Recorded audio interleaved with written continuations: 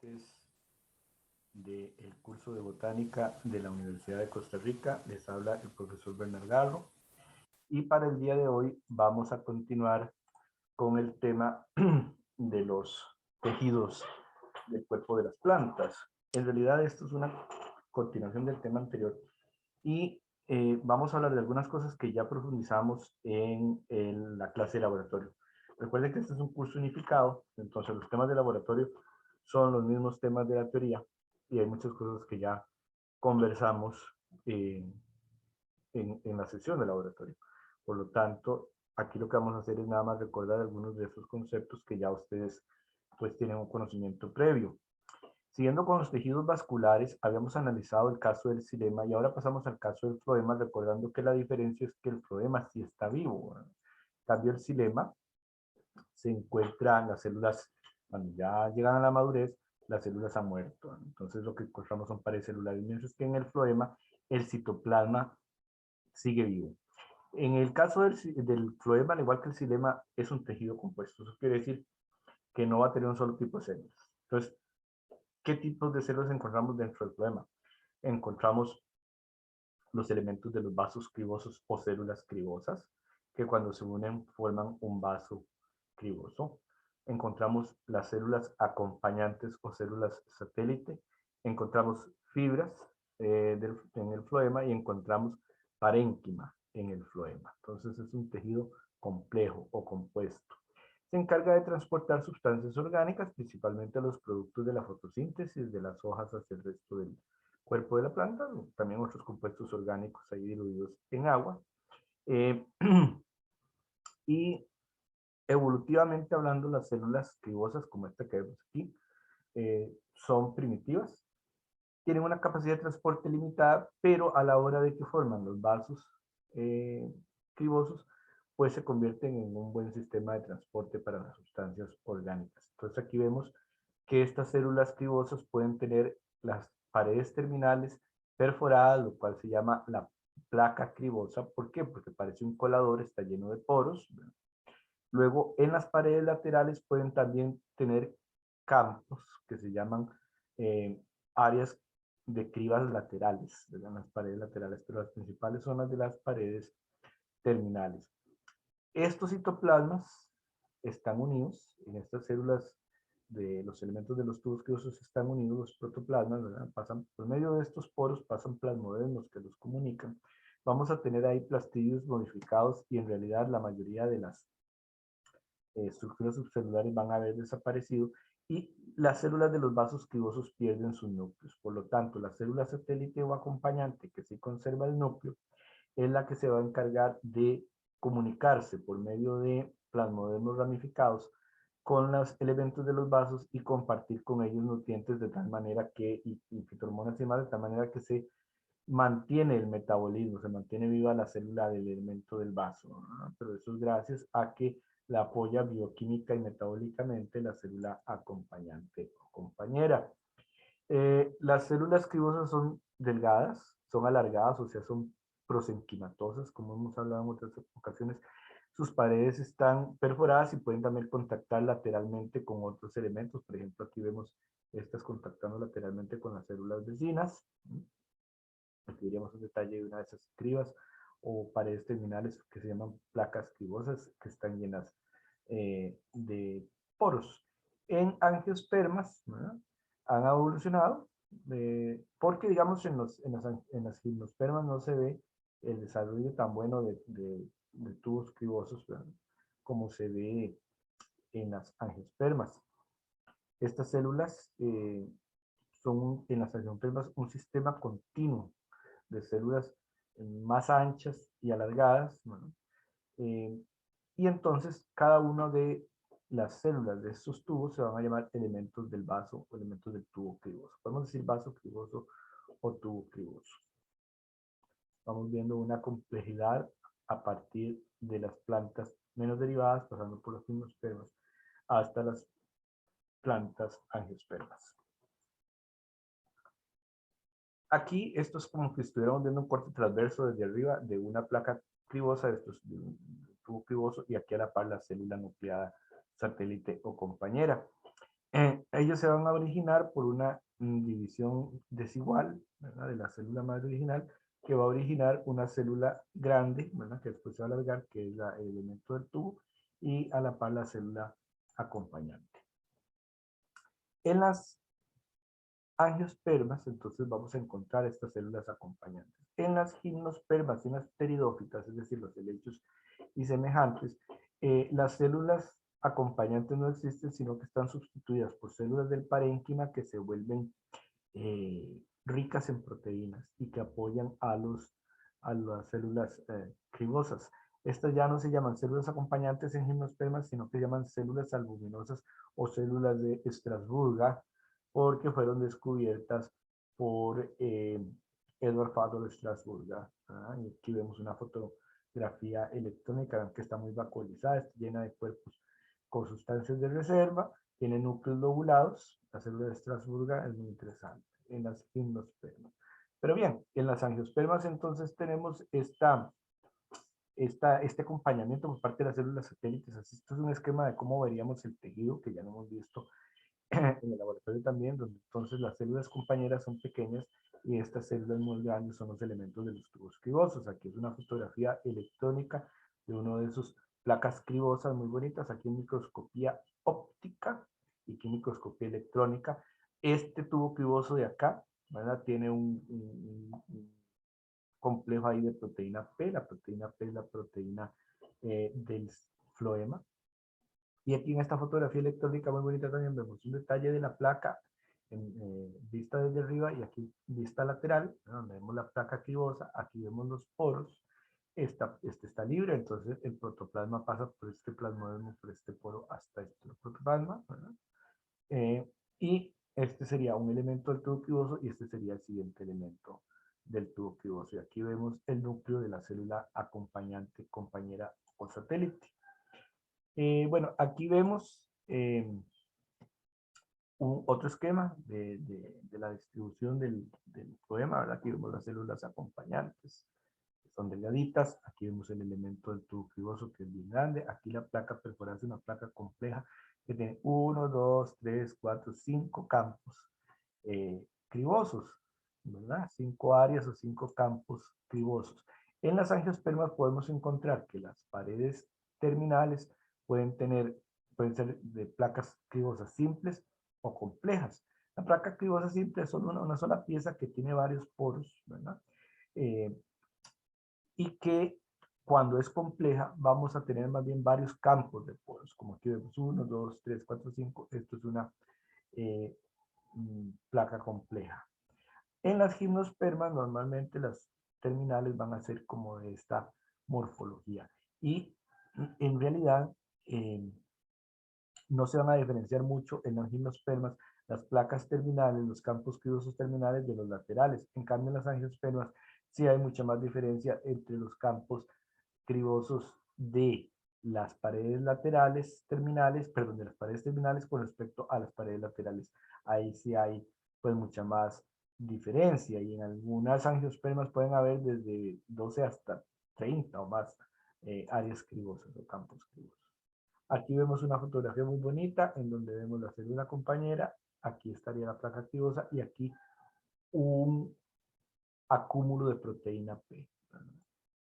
Bueno, estas están aquí bloqueando el paso porque cuando el poema o la planta es herida, entonces tiene varios mecanismos de defensa. Y uno de esos mecanismos de defensa es la proteína P, que forma ahí estructuras en forma como de coágulos o tapones para impedir que el daño, la herida o la toxina se transfiera al resto de la planta por medio del floema. Los elementos de los vasos, células cribosas, elementos de los vasos cribosos se caracterizan porque cuando maduran hacen un proceso que se llama autólisis y empiezan a destruir muchas de sus estructuras subcelulares, de manera que se caracterizan por la carencia de organelas. Por ejemplo, aunque sus protoplasmas son vivos, las células cribosas no tienen mitocondrias, carecen de amiloplastos, carecen de proteinoplastos, o sea, carecen de todos los reservarios para producir energía y almacenarla. Principalmente pierden el núcleo, son células anucleadas porque pierden su núcleo. Se pierde el tonoplasto, es decir, los contenidos de la vacuola se mezclan con el citoplasma. También se pierden los dictiosomas. Los retículos, el retículo endoplasmático forma estructuras ramificadas o estructuras de sistemas aplanadas, ¿verdad? Y además en el citoplasma vamos a encontrar filamentos o túbulos de la proteína P, como estamos viendo acá. Y entonces, ¿cómo hace ella para vivir si no tiene nada de esto? Porque incluso los plastillos que quedan normalmente sufren daños, son destruidos y pueden ayudar a, por ejemplo, a impedir el paso de sustancias cuando el floema está dañado. Bueno, para eso está la célula acompañante, porque la célula acompañante es la que le da todo el apoyo. Por ejemplo, aquí tenemos cómo se ve el floema en estado natural, ¿verdad? En estado homeostático, funcionando común y corrientemente. Si ocurre un daño, ¿verdad? Por ejemplo, una picadura de insecto, una infección fúngica, qué sé yo, que se ha detectado, entonces los filamentos de proteína P van a taponear acá los poros de la placa activosa de tal manera que se sellan las células. Entonces aquí los vemos antes del daño y después del daño, para que la amenaza no se disemine. Otro concepto importante en el floema es el tema de la calosa. Durante la formación de los poros de la placa cribosa, ¿verdad? De esos plasmodermos, hay una deposición de un polisacárido que se llama calosa. La calosa es un polisacárido de la glucosa, pero con enlaces beta 1,3, eso es la diferencia de la celulosa. Y inicialmente se van a formar unas plaquetas de calosa, que después continúa su deposición formando como cilindros anulares de calosa y finalmente almohadillas de calosa. Entonces se reduce el lumen del plasmodermo por el cual pasan los fajos de citoplasma de una célula cribosa a la siguiente. Vean aquí donde podemos ver los acúmulos de la calosa. Esa calosa es importante porque también va a regular aquí este ancho de los plasmodermos. Bueno, aquí tenemos la estructura de la calosa, como ustedes pueden ver aquí. Es un polímero 1,3 de la glucosa. Y vean que en las paredes laterales de los tubos se hallan también áreas cribosas, pero recordemos que esas áreas cribosas son menos especializadas que las paredes laterales. Entonces, esta sería la pared lateral menos especializada y esta sería la placa cribosa terminal más especializada. ¿Eh? Con los poros más anchos y mejor formada que los campos laterales, pero los campos cribosos laterales también son importantes porque permiten la comunicación, valga la redundancia, lateral con las células vecinas. Luego de una herida, la célula sintetiza rápidamente calosa. Eso quiere decir que al igual que la proteína P participa en la respuesta a los daños que ocurren en la planta. Cuando pasa una herida, esa calosa se va a depositar en los poros, porque recuerden que ya estaba como filamentos en el citoplasma del tubo criboso. Pero entonces se precipitan en los poros y pueden incluso taponearlos, pueden incluso taponear totalmente la placa cribosa para que no pase nada. Vean que esa calosa existe ahí en un balance, síntesis, degradación, ¿verdad? La calosa sintasa la sintetiza y la beta 1,3 glucanasa la remueve cuando es necesario pues, removerlo. También encontramos calosa no solo en las placas cribosas, sino que la encontramos en los plasmodermos, como estamos hablando, en el tubo polínico, por lo tanto es importante en el polen, y en los cistolitos que ya hemos mencionado en otras clases, y en las paredes de algunos hongos existe también calosa. Entonces aquí vemos cómo al inicio el poro puede ser muy ancho, pero con la deposición de calosa, el lumen del poro del plasmodermo, aquí en la placa cribosa, se ve disminuido. Vean que todo es todo un proceso en el cual primero se empieza a depositar calosa, luego aumenta la deposición anular de la misma. Durante ese proceso se va degradando la lámina media y la pared primaria, ¿no? para permitir la formación de la placa. Luego se empieza a degradar la calosa, no totalmente, pero se empieza a degradar ahí para que quede finalmente formada la placa cribosa madura. Acá vemos el desarrollo de los vasos cribosos y de la placa cribosa. Este partecito de aquí es para recordarnos cómo funciona, eso me lo preguntaba alguien en la clase cómo funciona el transporte a través del xilema y el floema. Recordemos que el agua y los minerales, las cuestiones inorgánicas van subiendo por el xilema por cuestiones como la capilaridad, como la tensión superficial y la cohesión del agua, apoyados por la succión debido a la evaporación o evapotranspiración a nivel de los sistemas de las hojas. Es decir, esto hay un proceso físico. Y cuando llega a las partes superiores de la planta, donde hay mucho azúcar sintetizado o almidón sintetizado por la fotosíntesis por ósmosis, el agua va a pasar del xilema al floema y entonces presiona y comienza a bajar. Por eso es que por el floema bajan las sustancias orgánicas. Bajan desde los órganos productores o los órganos fuentes, digamos las hojas, a los órganos donde se va a acumular, por ejemplo, la glucosa o el almidón, llámese partes del tallo, llámese la raíz, llámese en frutos, que se llaman órganos sumideros. Entonces, así es como funciona el xilema y floema en su conjunto. Vean que durante el desarrollo de la célula cribosa o el elemento del tubo criboso, al principio las células se ven muy parecidas a las demás, nada más que comienzan a diferenciarse por la posición preferencial de los plasmodermos a nivel apical y a nivel basal, ¿no? La formación de la placa cribosa puede depender de la proteína APL y del NAC4586, que son factores de transcripción, pero también se ha visto que puede formarse sin que estén presentes esos factores de transcripción.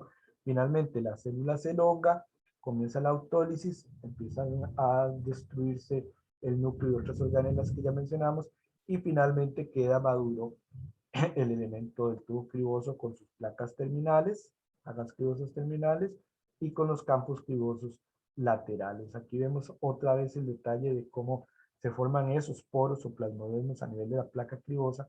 Entonces vean que al inicio hay una deposición fuerte de, de calosa. Vean cómo aquí participa en el plasmodermos de hemotúbulo, que es originado en el retículo endoplasmático. Eso ya lo mencionamos desde la primera o segunda clase.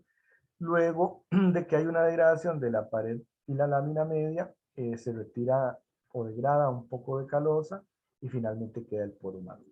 Entonces es más o menos el proceso de avance en la formación de los poros de la placa cribosa. Aquí vemos unas muy bonitas. Aquí está teñida la calosa, entonces vean cómo hay calosa en el citosol y también aquí a nivel de la placa cribosa. Aquí son ilustraciones de laterales del área cribosa, ¿verdad? De la pared terminal. Aquí vemos la calosa de invierno porque hay plantas. Hay plantas que durante el invierno, cuando ya no hay mucho, no es muy accesible el agua líquida. Por ejemplo, hablamos del invierno en otros países, del invierno cuando hay nieve o hielo y no es agua accesible. Entonces, para protección o cosas así, la calosa es depositada sobre las placas cribosas, se sella un poco el flujo, se disminuye el flujo a través del floema y después cuando vuelven las condiciones adecuadas en la primavera, esa calosa es removida y pues vuelve a funcionar el sistema de transporte. Ahora, si una deposición de calosa taponea toda el área cribosa y ya el tubo criboso deja de funcionar porque fue herido o porque murió la célula, de hecho, los tubos cribosos, las células cribosas no viven mucho tiempo, unas viven un año por ahí, tienen que ser reemplazadas. Entonces, si hay algún daño o ya es funcional el elemento del tubo criboso, se deposita ahí la calosa y ya no se remueve y eso se llama un callo definitivo, un taco de calosa definitivo o callo, como se le llamaba o se le acostumbra llamar. Las células acompañantes también se llaman satélites. Cuando nosotros lo vemos al microscopio óptico, a veces son difíciles de localizar. Son células pequeñitas, nucleadas, que están a la par de los tubos cribosos o de las células cribosas. En las angiospermas son acompañadas cada elemento del vaso por una célula acompañante, a veces pueden ser más de una. También se denominan satélites, como dijimos, son ricos en mitocondrias. Poseen múltiples plasmodesmos ramificados, como dijimos, para comunicarse entre sí la célula satélite o acompañante y el elemento del tubo criboso. Aquí vemos un plasmodesmo ramificado muy bonito, ¿verdad? Que comunica a estas dos, la célula acompañante y la célula del tubo criboso. ¿Ven la diferencia? Aquí el montón de contenido de organelas y aquí no. Prácticamente lo que tenemos es el citoplasma. Las proteínas del floema, que se llaman proteínas P, hay dos formas, la más grande se llama PP1, proteína del floema 1, y la más pequeña, la proteína del floema 2. Son sintetizadas, esas proteínas P, en las células compañeras y pasan de inmediato, apenas son sintetizadas, a los elementos del tubo. Luego ahí van a organizarse en filamentos que están en el citoplasma. Y si se necesita, esos filamentos, pues van a acumularse, por ejemplo, en la zona de la placa cribosa. Bien.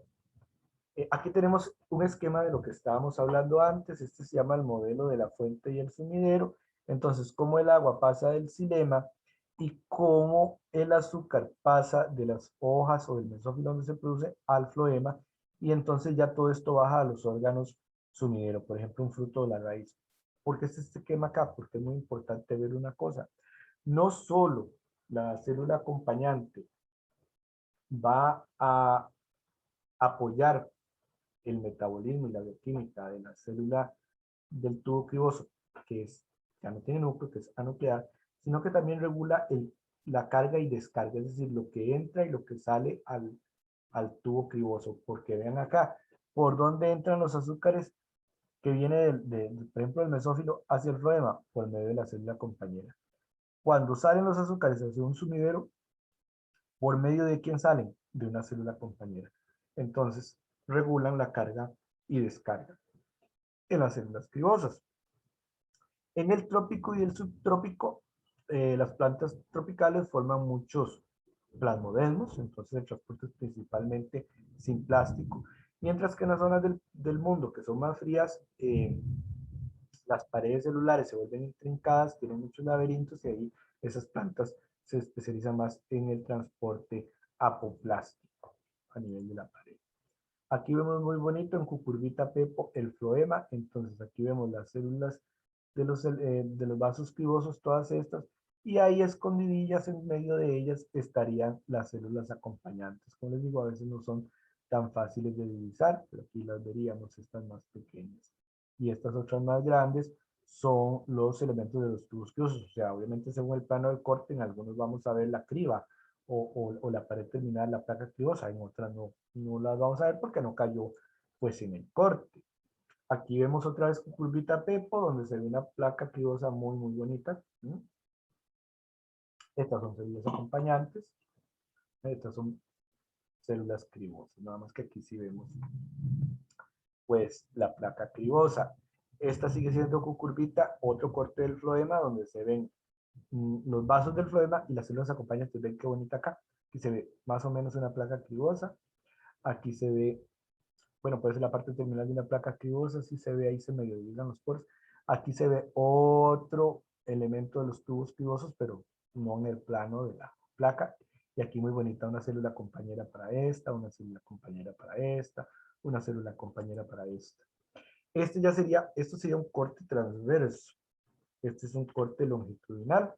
Y entonces vean qué bonito se ve aquí la placa cribosa entre estos dos elementos de los vasos cribosos. Recuerden que para angiospermas las llamamos células cribosas, para gimnospermas las llamamos células cribosas, y para angiospermas las llamamos pues elementos de los vasos cribosos.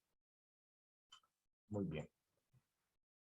Cuando la planta crece a lo ancho, se dice que tiene crecimiento secundario. Todos sabemos, no todas las plantas van a tener crecimiento secundario. Muchas son plantas de crecimiento primario, las herbáceas, ¿verdad? Que no tienen crecimiento a lo ancho. Pero si lo tienen, tienen crecimiento secundario. Entonces, a partir del cambio vascular, se van a originar tejidos nuevos hacia adentro y hacia afuera. Hacia el interior de la planta se va a formar xilema secundario, hacia el exterior el floema secundario. Entonces, esto va provocando el ensanchamiento del tronco. Lo mismo ocurre a nivel de la peridermis, ¿verdad? Porque en las plantas que tienen corcho, pues se forma un otro meristema lateral, que es el felógeno, que es el cambio del corcho, que da origen al felógeno. El felógeno da origen al felema o corcho y a la felodermis debajo de él. Entonces vean acá cómo pasamos de crecimiento primario en donde el cambium está metido en el haz vascular. Entonces se llama cambium vascular o cambium fascicular. Pero durante el crecimiento secundario, entonces vemos que ya se han formado el floema primario y secundario, perdón, el xilema primario y secundario y el floema primario y secundario a partir del cambio vascular. Y además está el corcho, que es la peridermis, ¿verdad? Entonces, aquí vemos un corte de un árbol en donde recuerden que el límite entre las dos, entre el floema y el xilema, es el cambio vascular. Hacia adentro, repito, se forma el xilema. Hacia afuera se forma el floema. Entonces sería cambium para adentro. Luego debajo del cambium estaría el xilema secundario y después el xilema primario. Para afuera estaría primero el floema secundario y luego encima de él el floema primario, ¿verdad? La peridermis entonces estaría formada por el felógeno, el felema y la felodermis. Y lo que llamamos corteza incluiría toda la peridermis más el floema. En este tronco todo el sistema podría estar, incluso la mayoría de células muertas, ¿verdad? Todo el relleno del tronco sería el xilema, que es la madera, y no está vivo. Pero el floema forma una capita delgada de células que sigue viva y sigue permitiendo el transporte de sustancias orgánicas a todo el resto del árbol, ¿verdad? Así es una capa delgadita. Vean que en el centro lo llamamos pith, que en español sería médula. Entonces repito otra vez el orden, desde adentro hacia afuera, en una planta que tuvo un árbol con crecimiento primario. Adentro está el pith o la médula, que puede contener tejido parenquimatoso. Luego está el, vamos de adentro afuera, xilema primario. Luego sigue el xilema secundario. Luego está el cambium vascular, ¿verdad? Cambium vascular. Luego está el floema secundario. Luego está el floema primario. Aquí entre los fajos de floema primario está el tejido llamado córtex, ¿verdad? El córtex de la planta. Luego tenemos el cambio del corcho o felógeno, ¿verdad? Por debajo del felógeno, aquí no se vería, pero estaría la felodermis, y por encima el felema o corcho en sí, que ya son células suberizadas y muertas. En la mayoría de estas plantas la epidermis se muere y va cayendo, ¿verdad? Pero podemos encontrar en algunos restos de epidermis. Esto también lo habíamos conversado antes, y es de que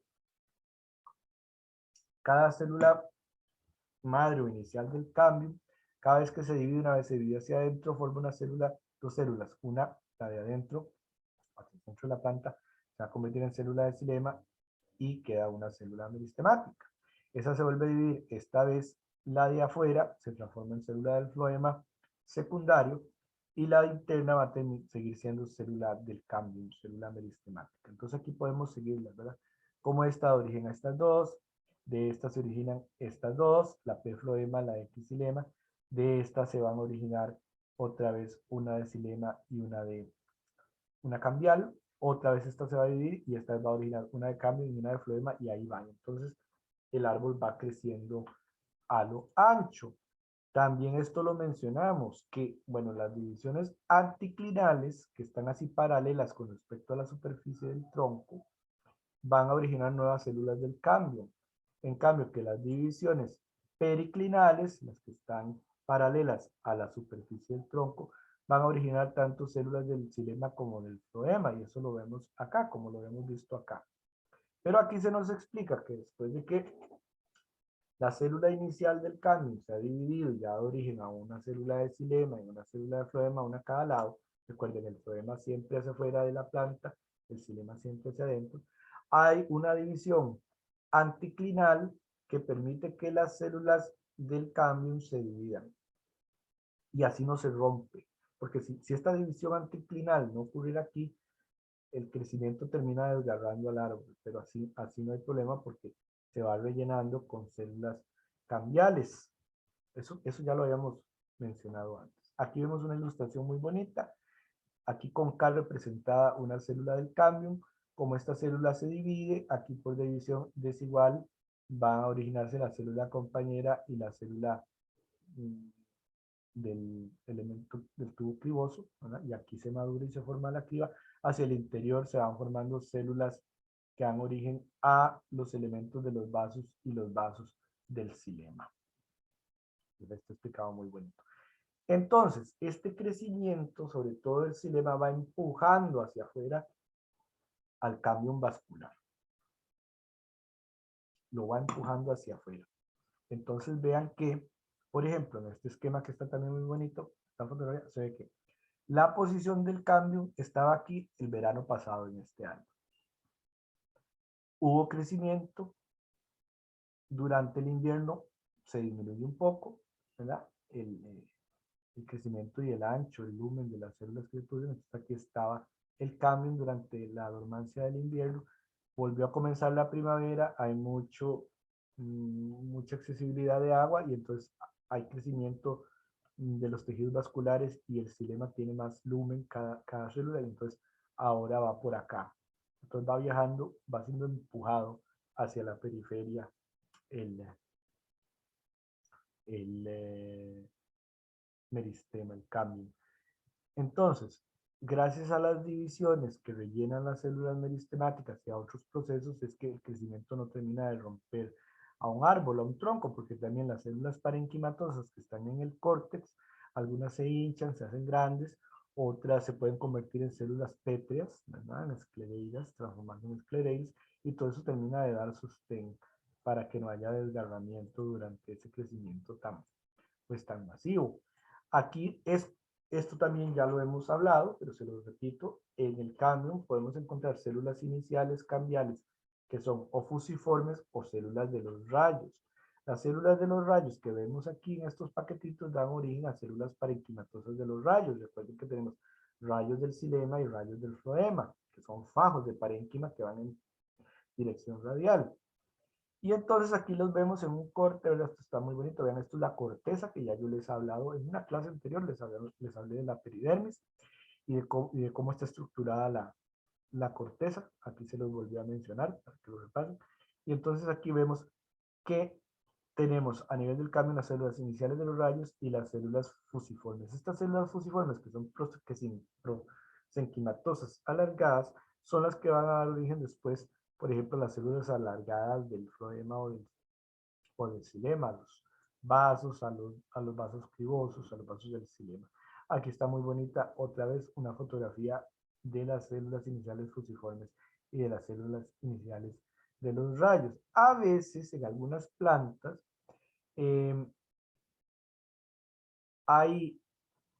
las divisiones ocurren de tal manera, ¿verdad?, que se va a originar como hileras de células iniciales, ¿verdad?, que están ahí como más ordenadas, ¿verdad?, gracias a que se van formando células por división anticlinal y longitudinal. Y entonces decimos que ese es un cambio estratificado o en capas.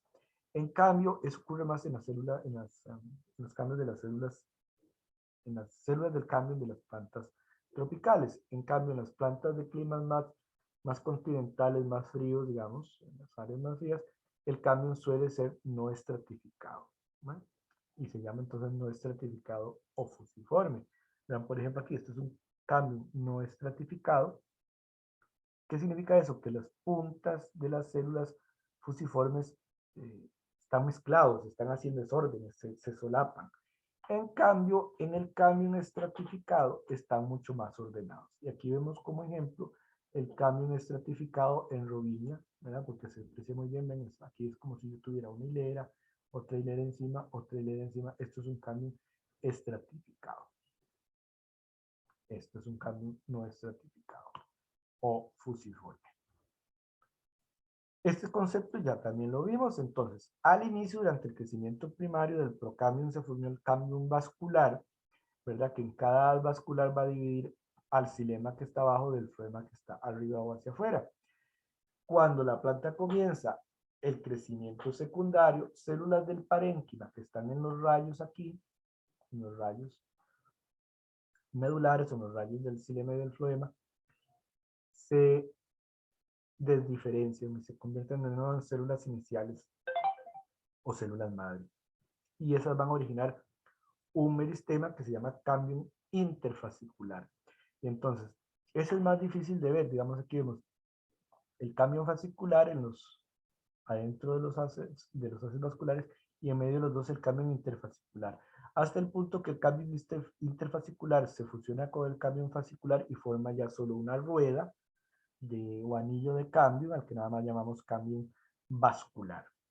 Todos esos conceptos, si ustedes los ven, ya los hemos estudiado. Aquí lo que estamos haciendo es simplemente repasar.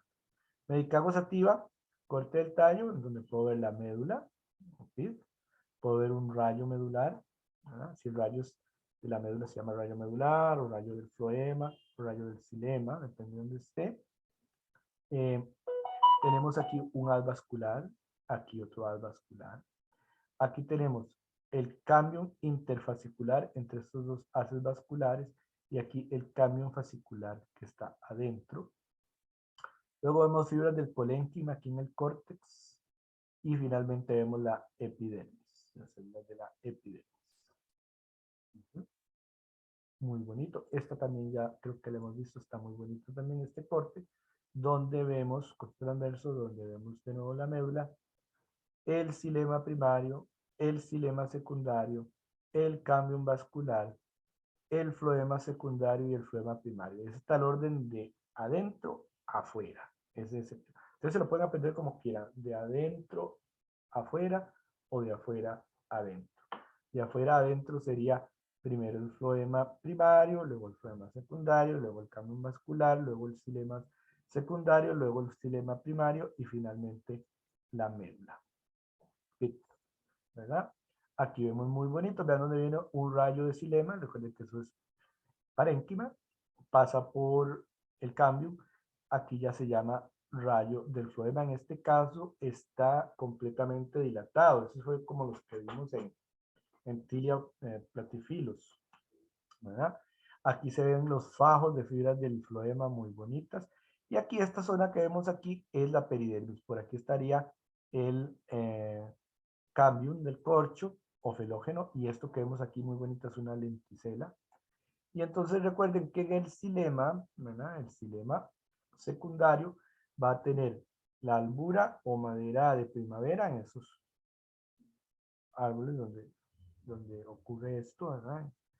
Y el duramen, que es la madera más, que se ve una coloración más fuerte, que es la madera, las capas internas del xilema secundario en los árboles, ¿verdad? Que tienen coloraciones más oscuras cuando uno corta un tronco y lo ve. Entonces se va a tener, como se forma en las épocas en que hay menos agua, ya, clima más frío, donde hay menos agua, entonces el ancho, el diámetro de las células del xilema y los vasos pues, va a ser menor, ¿verdad? Y recuerden el concepto de la corteza, que no hay que confundirlo con el córtex, ¿verdad?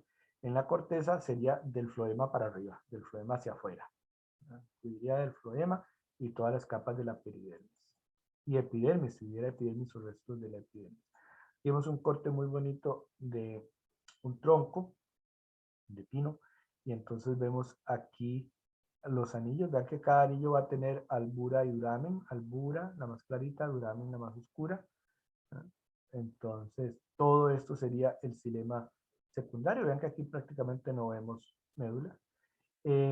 Luego estaría esta rueda de aquí, sería el cambium vascular, difícil de ver, pero ahí está. Luego seguiría el floema primario y secundario. Les recuerdo, si no dice floema primario no es porque no haya, es porque es poquito y no se ve o no se ve bien en la ilustración, entonces que no esté rotulado no es que no exista. Y finalmente la peridermis, ¿verdad? Ahí vemos la peridermis. Aquí vemos una lenticela muy bonita. Y este sería pues el esquema de eso que hemos venido hablando, para que ahí se lo vuelvan a repasar cuando estudian las figuras. Aquí muy bonito, un árbol que tiene por lo menos 3 años de crecimiento. 1 año, 2 años, 3 años. Vean, por ejemplo, aquí tenemos que la parte más clara es la madera temprana o albura, más ancha, los huequitos, los diámetros de las células lentas. Seguido por duramen, que sería la madera pues más tardía. Aquí tenemos un anillo que es un año, aquí tenemos otro anillo que es un año. Albura, duramen. Albura, duramen. Aquí solo hay albura, apenas estaba comenzando a hacerse el duramen. Quiere decir que esto era como en primavera, primavera, inicio de verano, y ya cortaron el árbol, entonces por eso no se terminó de formar el resto. Y aquí vemos el córtex y la peridermis, muy, muy bonito. Cuando por el crecimiento o por la edad el floema deja de funcionar, se llama floema no funcional, ¿verdad? Entonces aquí podemos ver el floema no funcional, donde las células están como colapsadillas, como más destruidillas, más deformadas, incluso vemos deformación en los rayos. Aquí sería el floema funcional, que sí está funcionando, la zona del cambio vascular y aquí el xilema. Bueno, aquí vemos un radio. Aquí es un corte radial, es un corte transverso. Entonces aquí en el corte radial hacia lo largo vemos el parénquima axial. ¿Cuál es el parénquima axial? El parénquima que va hacia arriba. Y aquí vemos las hileras de los rayos. Este es un rayo de células parenquimatosas. Muy bonito. Aquí vemos un corte, donde me enseñan la complejidad de los tejidos en estos tallos. Entonces vemos aquí la zona del cambio, ¿verdad? Este sería la cara radial o el corte radial, ¿verdad? Este sería tangencial. Entonces vemos que aquí está el cambio, ¿no? Aquí vamos a ver células del floema, acá, ¿no? Todo esto son células del floema. Hacia acá tendríamos la zona del xilema, ¿no? Hacia adentro. Este 2 sería la madera temprana o albura, ¿verdad? Este 1 de aquí sería la madera tardía o duramen. Esto ya sería xilema secundario. Aquí en la cara radial vemos un rayo, ¿verdad? Que todas estas 4 hileras de aquí adentro son células parenquimatosas del rayo y están flanqueadas por traqueidas, ¿verdad? Entonces vemos traqueidas silémicas que flanquean. Ajá. Y aquí, ¿cómo se vería en el corte tangencial longitudinal? Estas parte del xilema y aquí veríamos el rayo silémico. Está muy bonito hacia acá. Entonces los rayos del floema sirven como una extensión de los rayos de la madera hacia el exterior de la planta. Bien, ya solo hemos mencionado esas otras características. Están ahí, pero se las vuelven a repasar. Este otro corte también creo que se los había enseñado, está muy bonito, en donde vemos aquí la capa delgada de, como en azulito, como en celeste, índigo, algo así, de el cambio vascular. Recuerden, si ya se nos unió el cambio fascicular con el cambio interfascicular, entonces ya nada más lo llamamos cambio vascular y ya, que es lo que vemos acá, que recuerden que es un meristema lateral. Si no se acuerdan bien de esas cosas, se devuelven a la clase de tejidos meristemáticos. Aquí vemos muy bonito un rayo del xilema, veanlo acá, ¿verdad? Aquí ya es un rayo del floema. Y aquí encima ya veríamos las células del córtex. Y por aquí si nos vamos ya empezaríamos a ver otras cosas como ya las células de la peridermis. Está muy bonita esa ilustración. Aquí de nuevo vemos otro corte. Estos cortes son en gimnospermas, ¿verdad? Donde vemos el floema hacia el exterior de la... Ven que el floema siempre hacia el exterior de la planta, ¿verdad? Aquí tenemos la peridermis. Luego aquí tenemos el cambium, luego aquí tenemos el xilema. Vemos cómo se ven los rayos, ¿verdad? En, en este corte tangencial longitudinal, aquí un corte radial, ¿verdad? Son esos mismos rayos. Aquí veríamos las células parenquimatosas del parénquima axial, ¿verdad? Muy bonito. Entonces, cara radial acá, cara tangencial acá. Muy bonito. Vean que los vasos cribosos suelen sobrevivir poquito, aproximadamente un año. Bueno, hay algunas plantas que tienen elementos de vasos que duran más de un año, que pueden durar varios años, como las palmeras, pero en la mayoría viven poco, entonces tienen que ser repuestos. ¿Y qué ocurre? Que entonces en cualquier momento dado, aunque veamos un árbol que tiene un tronco enorme, grueso, Resulta que menos del 5% de toda el área de ese árbol, de todo el volumen de ese árbol es floema. Es decir, que puede ser que incluso en un árbol muy grande, el floema funcional que está vivo, no el no funcional, sino el funcional que está vivo y funcional en ese momento, sea de un ancho de 1 milímetro, 1,5 milímetros, 2 milímetros por ahí. Y entonces eso representa poco, pero mantiene al árbol vivo. Entonces, si usted hace un corte en el tronco y no toca el floema, el árbol puede seguir vivo. Pero si usted le hace, como hay gente cuando hace la maldad de matar un árbol, que es que le hacen un corte a todo el alrededor así en forma de anillo, es hasta llegar al floema. Y con solo que lleguen al floema ya se pasa, se deja de pasar los fluidos orgánicos. Y entonces, aunque el árbol parezca que está entero y que lo único que tiene es como una raspadura así en la circunferencia, deja de vivir porque se muere, porque cortaron el floema, ¿verdad? Entonces a eso se debe ese fenómeno. Bueno, aquí hay otras cosillas que ya yo les he ido mencionando y que también les mencioné en la clase de laboratorio. Ahí lo vuelven a ver. Y cuando estudiemos, hay que estudiar ciertas partes de la planta, por ejemplo, la raíz, el tallo, entonces ahí volvemos a hablar del crecimiento secundario, pero ya ustedes tienen que tener la base bien clara de todo esto. Entonces la indicación es que después de que ven estas clases, después de que asistieron al laboratorio, pues terminan de repasar en sus libros de texto y es más que suficiente, ¿verdad? Entonces todos estos conceptos ya los llevan adelantados. Aquí vemos otro corte muy bonito, entonces vean el cambio del corcho felógeno. El felógeno es un meristema lateral, eso también lo hemos hablado en otras clases. Hacia abajo, es decir, hacia el centro de la planta, hacia el centro del tronco, produce células que se llaman felodermis. Y hacia afuera producen células que se llaman felema, que se suberizan. Las paredes se llenan de suberina, se mueren, entonces eso es lo que llamamos corcho.